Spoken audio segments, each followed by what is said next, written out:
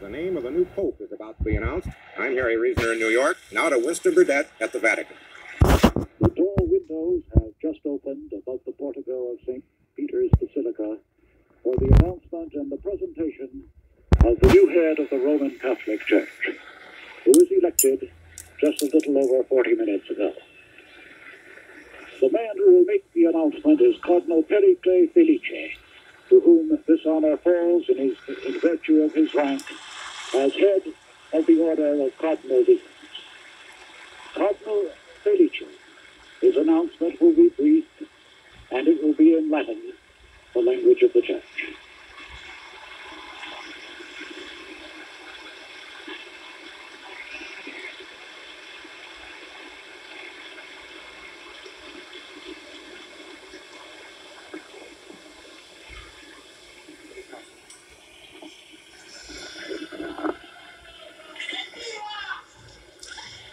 Annuncio vobis gaudium magnum.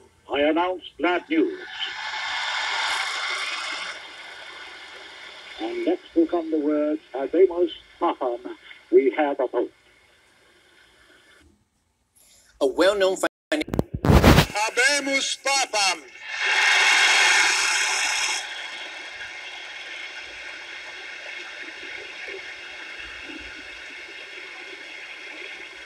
Eminentissimum ac reverendissimum Dominum Karolum, Sancte Romane Ecclesiae, Cardinalem Wojtyła.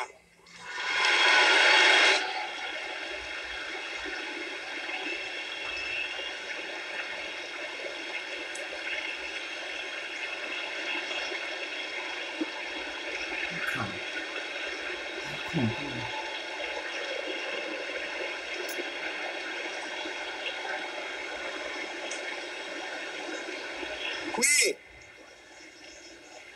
sibi nomen imposuit Ioannis Pauli.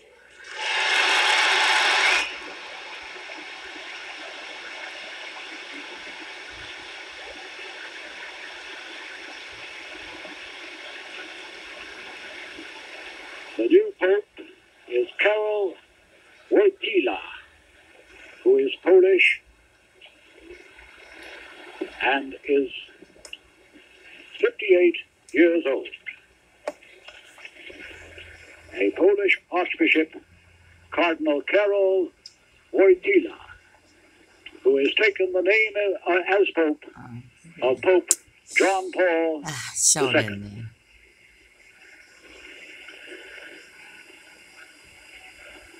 This is the first time in more than 4.5 centuries that a non-Italian has been elected Pope. The new Pope will now appear to accept the acclamations of the crowd, to greet the world, and to bestow his first benediction. He is Polish, the Archbishop of Krakow.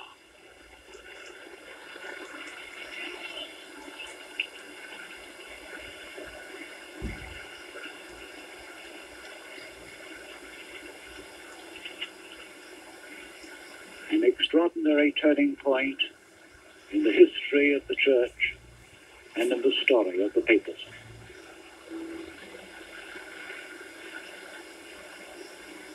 Italians have been popes since the year 1523, when a Dutchman ruled for a fairly short pontificate of some 20 months.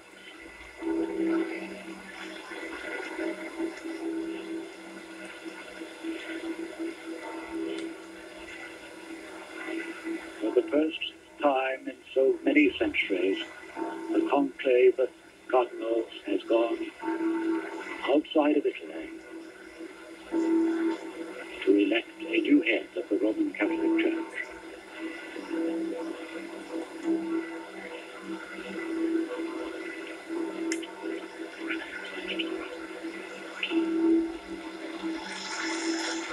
The bells of St. Peter bells that of all of Rome will now toll for 10 minutes.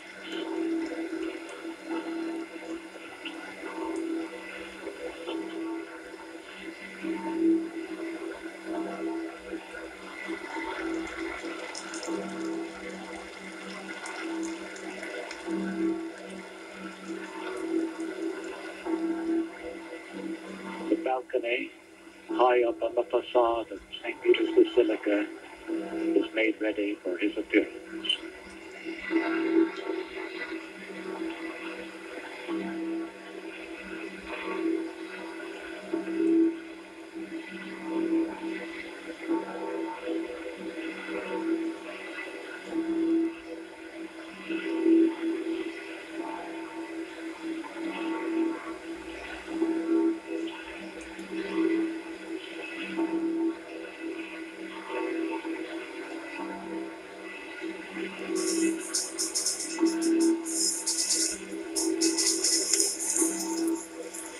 In the square of St. Peter's is gathered a huge cosmopolitan crowd, devout and the curious, not only from Rome, not only from all of Italy, but from many other countries, Winston? to witness what is certainly one of the greatest of Rome's public spectacles, the presentation of a new pope. Winston, this is Harry Reasoner in New York. Do you hear me? Yes, I do. Was there any mention of this cardinal in the pre-conclave speculation? None whatever. It's a total surprise. I'll say that if you wish. May I?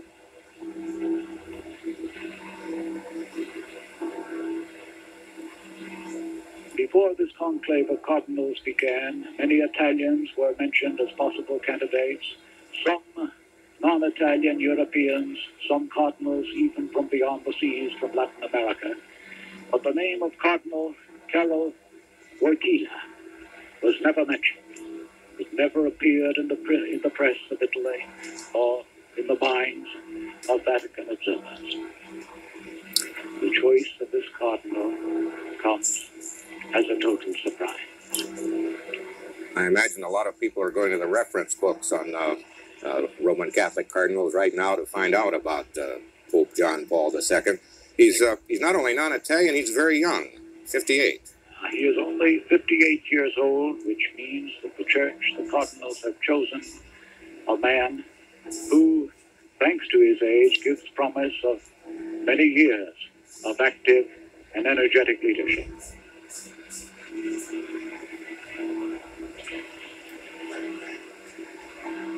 He is the son of a working man, and he himself, as a young man, worked in a chemical factory in Krakow while he was attending secondary school and university. And even as a young man, we are told, he dedicated himself to the religious and cultural improvement, well-being of workers, and for that purpose he himself established a recreational center within the factory itself where he worked.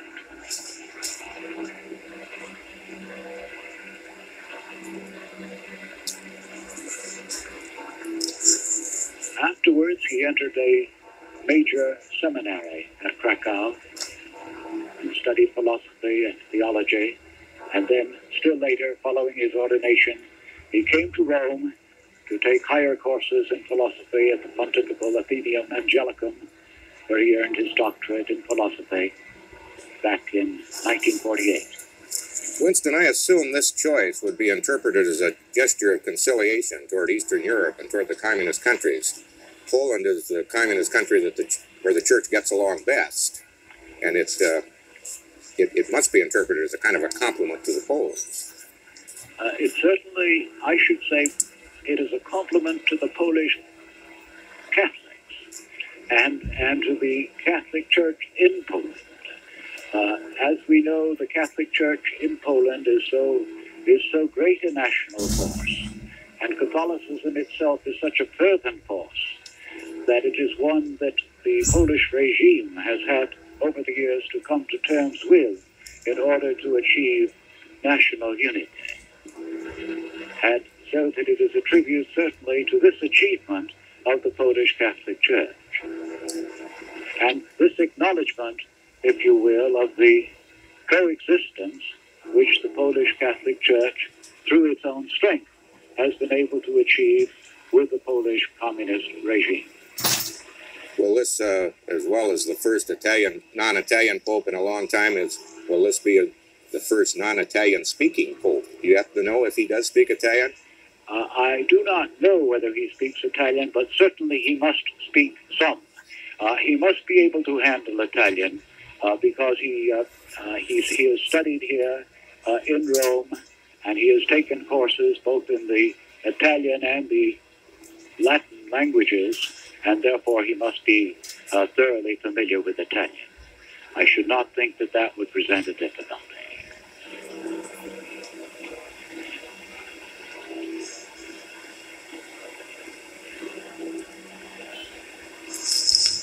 After his studies here in Rome, he went back to Poland and did pastoral work, although with great difficulties and under great restrictions as the parish assistant in several parishes of the Archdiocese of Krakow. That was during the years of the Cold War. Winston, with me in New York, his father, Richard McBrien, professor of theology at Boston College, who has been with us through these two popes in the last couple of months. Father, do we know anything about the new pope? Well, not a great deal. I mean, there are reports on him, like there were reports on all the cardinals. He does fit the mold in this sense. Obviously, he's broken the mold in terms of the national background, but he does fit the mold in this sense. He is socially progressive and theologically conservative. That was Paul VI mold. It was Pope John Paul I mold, and he's a pastoral bishop. So the only aspect of the formula they broke with this time was the national origin of the candidate. But he's a bishop of the diocese, not a curial man. He is socially progressive. He's identified with the plight of the poor. He's been an outspoken defender of the rights of workers in Poland. He has not been as hardline as Cardinal Wojtyła in Poland, although diplomatically he was very careful not to publicly separate himself from Cardinal Wojtyła. He took a very liberal and progressive stand at some of the synods of bishops. He was one of the more liberal bishops at the Second Vatican Council in a relative sense. So I think what we have here in the new Pope, in John Paul I, and the fact that he took that name is significant. I think we have a Pope that fits the formula that we saw worked out in August with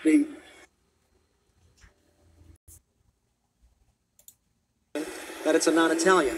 And you foresaw that they might have to go to that exception just simply because of the developing rivalries among the Italians. So. Yeah, I think one of the most significant things about this, not theologically significant, but something that the press and other observers will want to chew over for a while, is why is it that the cardinals ignored the obvious candidacies of other pastoral bishops from the ranks of the Italian cardinals. It's an interesting item to speculate about, and I certainly don't know the answer.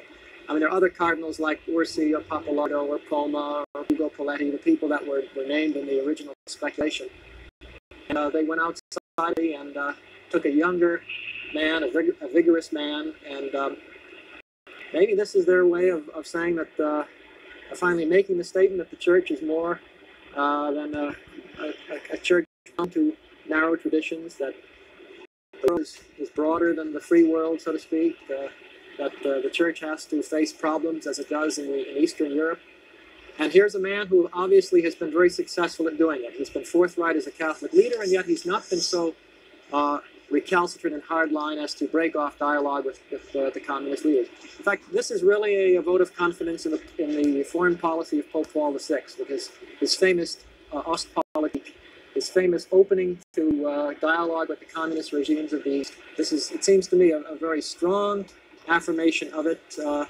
And if I may say this too, it probably reflects, I could be wrong about it, but I don't think that Cardinal Benelli was completely out of the picture, because Benelli himself was very much the architect and certainly the executor of that policy, and I'm sure that Cardinal Wojtyła would have been a person that he could rely upon to carry out that policy without bucking it and without making it difficult for the Vatican.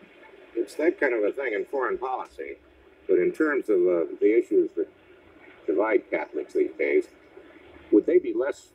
They'd be less issues in Poland, wouldn't they, than they are in the United States? That's right. The Polish Catholic Church tends to be a more traditional church in terms of practices. I don't think the issue of ordination of women, for example, or clerical celibacy, the issue of birth control would be quite so pronounced in the Polish Church as it would be in other churches of Europe and the United States. And that's why I think one must emphasize the fact, even though the media will obviously take a great deal of interest in the fact that he's a non-Italian, that doesn't mean he's suddenly going to break the mold. He's a non-Italian pope who will pretty well follow in the tradition of Paul VI and John Paul I on issues regarding the internal operations of the church. I would not expect this new pope to take any bold initiatives in terms of some of those internal issues I've mentioned. Where this new pope is going to be very progressive is on the foreign policy of the church, the dialogue with the communists, the third world. I think he'll be very progressive on the issue of social justice. I'm sure he got the support of the third world cardinals from Latin America and Asia and Africa, precisely because he is so strong on this. But so I think we're probably going to have another pontificate, much like the pontificate of Paul VI, except we have a younger man and a man who is tested in a different way from Paul VI, and a more pastoral man perhaps too. We're waiting for our first look at him. Winston, how long does it have to be before the Pope appears?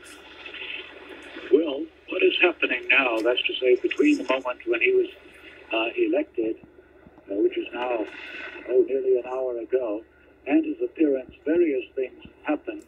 The newly elected cardinal, the new pope, must of course change into his papal vestments. And then each of the cardinals, each of the 110 cardinals who took part in the conclave, pay their first obeisance to him. That's to say, their first act of formal acknowledgement of him as their pope, each of them in turn kneeling before him and exchanging an embrace. And then there are other matters of etiquette and formality, and the procession must form up. The cardinal electors in procession will proceed into the large hall which runs the entire width of the facade of St. Peter's Basilica, and they will appear at the windows, forming a kind of guard of honor for the man whom they have just elected.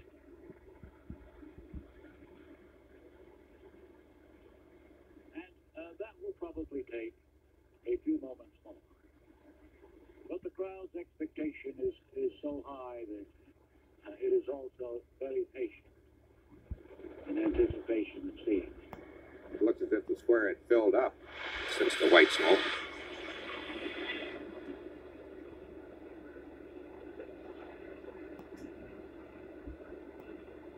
The election, as you already know, came on what was probably the seventh ballot, meaning that the cardinals had been unable to reach a consensus on an Italian candidate.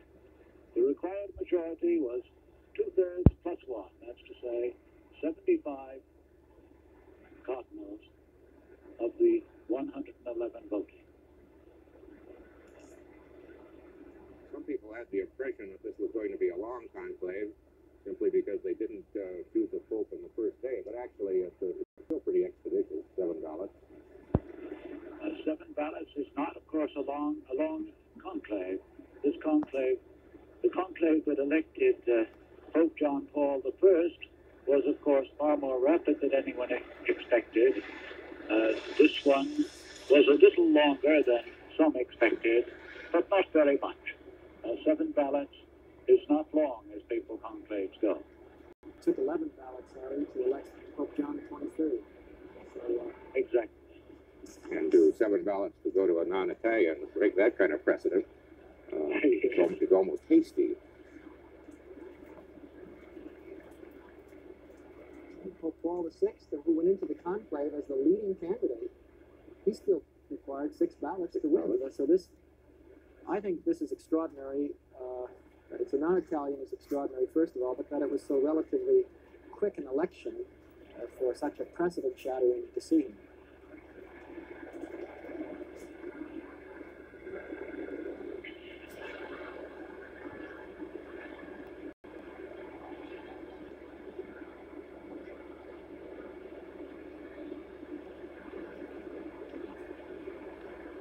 The new Pope, Father McBrien, I understand, has taken, as one would expect, a very strong stand on the subject of religious liberty for all and everywhere, and also on the question of collegiality, of episcopal collegiality. That's to say, he would be in favor of giving a larger voice or genuine participation to the bishops of the world and around the world in the central government, in the decision-making of the central government of the Church. Yes, and if it weren't for that fact, of course, he would not have had the support that he needed from the progressive cardinals, for whom that is a major consideration. But Cardinal Wojtyła has an excellent record in that regard, both at the Second Vatican Council and at one or two of the the international synods since then. So that I'm sure that that put him very high in their estimation. And also his experience with the communist regime probably reassured the more conservative cardinals that he was not naive about the nature and operations of the Marxist regime, even though he had success in dealing with it. So there are qualities in the man, as there were in Archbishop and Cardinal Luciani, that I could see would commend him to both sides and make him a compromise candidate. But then you still have to deal with that real extraordinary dimension of this choice, namely that he is a non-Italian. And again, the question comes up, how is it that they passed over several of the Italian candidates who might also have fit that same bill, that same profile as a socially progressive but theologically conservative candidate? Wouldn't the speculation be there that a certain amount of, not animosity, but rivalry within the college had developed to the point where it was easier to go outside? That's a possibility. And another possibility, Harry, is that, if I may put it somewhat prosaically, Pope John Paul I was a tough act to follow. And perhaps they felt they had to make a real imaginative gesture to, in a sense, hold the world's attention. I don't mean that now in a cynical sense, but really to keep the papacy as a very credible and important influence in the world. And by suddenly going outside the Italian ranks, making a point with italics that the papacy is a religious office that's for the whole world, not just for the Catholic Church, and certainly not just for the free world. It's not simply an instrument of democratic governance, that Catholicism and indeed religious communities must live in all parts of the world under all kinds of regimes. Here's a man who's been successful at it, is obviously successful. We should note, while we're waiting for the Pope to appear, that the pictures today are being provided by RAI, the Italian television network. I think another dramatic fact, Father McBrien, to point out historically as we look back over the past few generations, the Roman Curia, the papacy, the College of Cardinals itself, these have been Italian creations of Italian statecraft. And only a few generations ago, the Italians, of course, were dominant in the College of Cardinals. And it was, in effect, the Italians who elected the Pope. The Church has changed, and how enormously it has changed, and has become conscious of itself as a worldwide institution, is illustrated by this extraordinary leap across the frontiers of Italy to find the new Pope. And the new Pope, as you said, he will be coming as a Paul, become the master, the chief executive of what is still, after all, a largely Italian institution in its interest. And I think one can expect him, not to turn things upside down or anything of that sort, but rather to act with great tact. He comes into a delicate situation as the first non-Italian to enter this world of Rome and of Italy, the first non-Italian to do so, as we said earlier, in 455 years. Apart from the age and the nationality, there's also one other difference between this nominee and his predecessor, and that is he also has academic experience as Pope John Paul I did, but it is not confined to the seminary. Pope John Paul II had a university position. He has a doctorate in philosophy and in theology. And for some people, that may seem like just a subtle difference. I mean, academics are academics. And yet a university environment is considerably different from seminary, and I've taught in both. And I think that's a good sign. This man knows what it is to teach in a university environment, and he is forced to come to terms with the findings and the objections, if you will, of quite a broad variety of disciplines. It's not an environment like the seminary where all of your courses is focused in theology and philosophy. So there are certain things, at least on paper, that commend this choice very highly, but it would be disingenuous of myself and I think many others to talk as if we're quite familiar with this candidate and we know exactly what this means in terms of the future of the church. He was Father McBrien. Well, with me here watching the scene is Father Robert Wister, and I'd like to ask him his impressions of this dramatic. I think one of the ironies of it is that just about 10 years ago, during the celebration of the millennium of Polish Christianity, Pope Paul VI wanted to visit Poland, but he wasn't allowed to. And now a Polish cardinal has come to Rome and has been elected Pope. And it'll be interesting to see what will happen should he desire to visit his homeland, which is one of the most vibrant churches in the Roman Catholic Church. The Polish Church is very much alive, strong, and growing. I'm sure national pride will be very strong, Bob, on that. I think they'll be delighted. I think you'll find the communist officials right out there in the front of the line. They'll be so proud of this election, and justifiably so.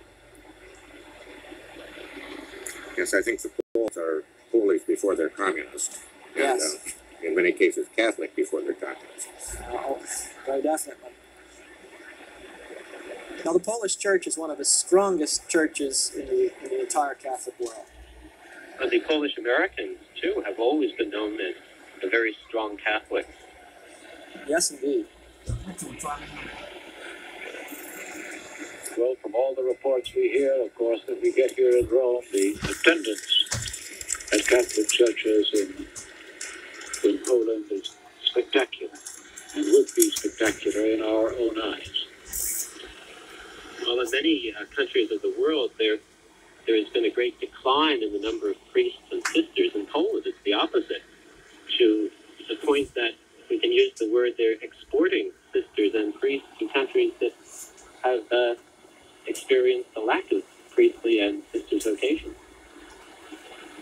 Of course, Father Wister, that could come up as a problem for the new Pope if the pressure continues, as it inevitably must in the Roman Catholic Church in Europe and in the United States, for changes in certain areas of the Church's life. It's possible that the new Pope, not having experienced these crises in his own homeland, might not be quite so responsive to the pressure. Now, for some people, that's good, that he won't be responsive, but for others, there could be a moment's frustration that although socially progressive, he seems to be quite strong in holding the line, you might say, in terms of doctrine and discipline. So we have to wait. Just as we had to wait to see what Pope John Paul I would have done, we have to wait to see what Pope John Paul II can do over the course of several months. It'll take 6 to 9 months before the lines of his papacy even become apparent. This dramatic summer has not solved any of the issues he'll have to face. As I said before, on August 6th, when Pope Paul VI died, the Catholic Church was beset by many, many problems, internal as well as external. They have not gone away. We had a very brief and very delightful respite with the 34 days of John Paul I. But this man, a younger man, really faces a challenge, a very great challenge. Number one, to hold the attention and the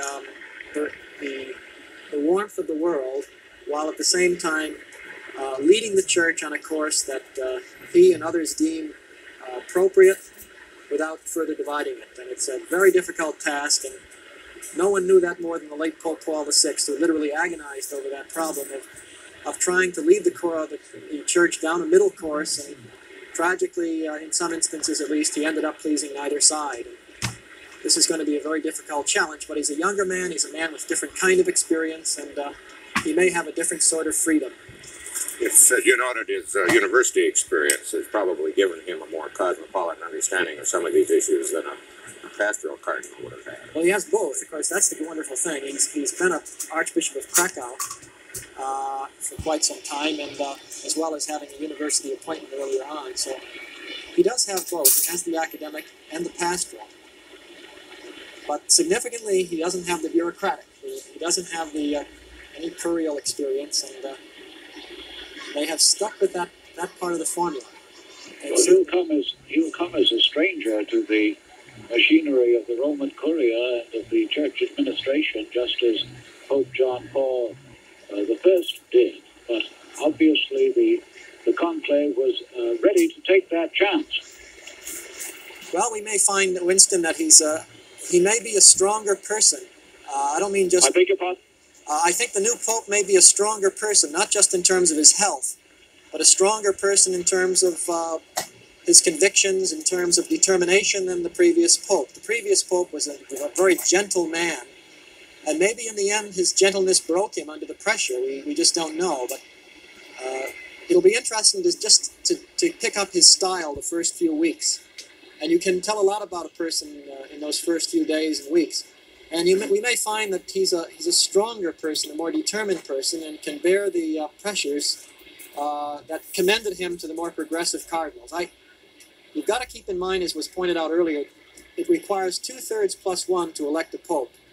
And that means no one can be elected who is anathema or who is very much hostile to either the conservative or liberal wing.